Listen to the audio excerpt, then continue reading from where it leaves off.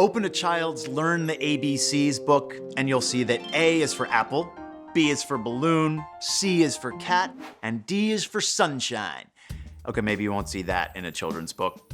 That would be confusing. But in the medical world, D, as in vitamin D, is for sunshine, because the best way to get vitamin D is to sit out in the sun.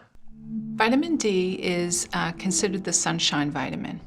The reason is that when you go out in the sun, you make vitamin D. It's only on the surface of the skin that the cells are activated. And if you are out in the sun for half an hour and you get kind of just a little light amount of redness and not really a bad sunburn, you're already producing about 10,000 units of vitamin D, which is probably 10 times more than you need for the day. It is circulated in your blood.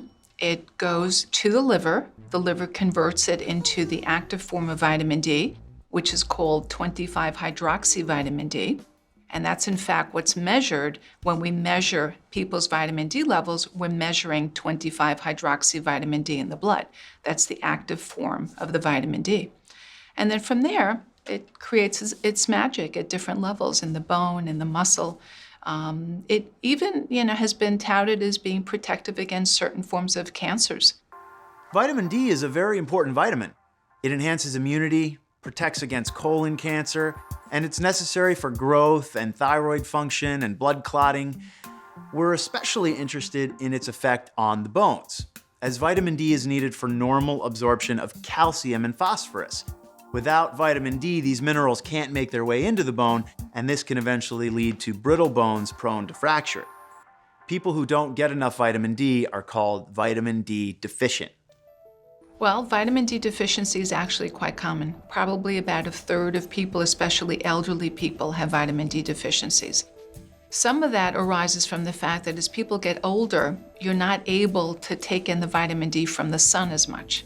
So that even if you're out in the sun, you're not really making vitamin D like you did when you were 15 years old.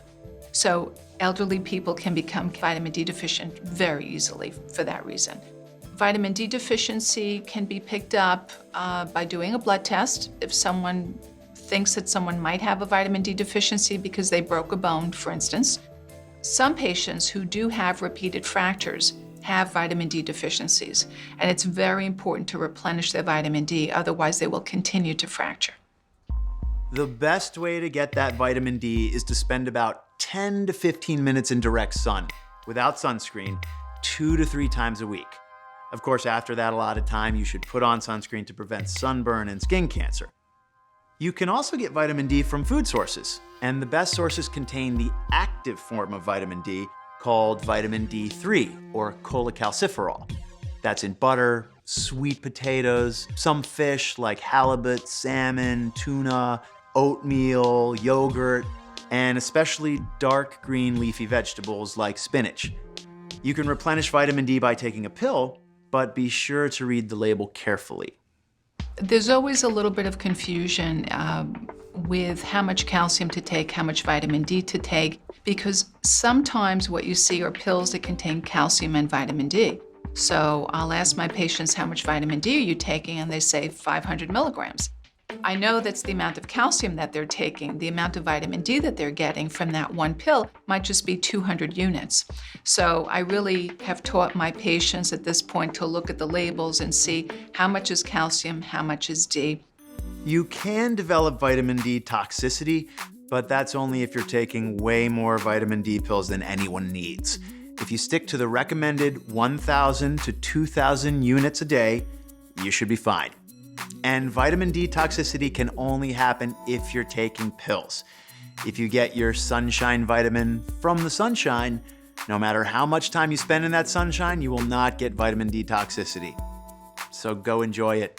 I'm Dr. Keller Wortham, and you're watching the eHealth Network, and we'll see you next time.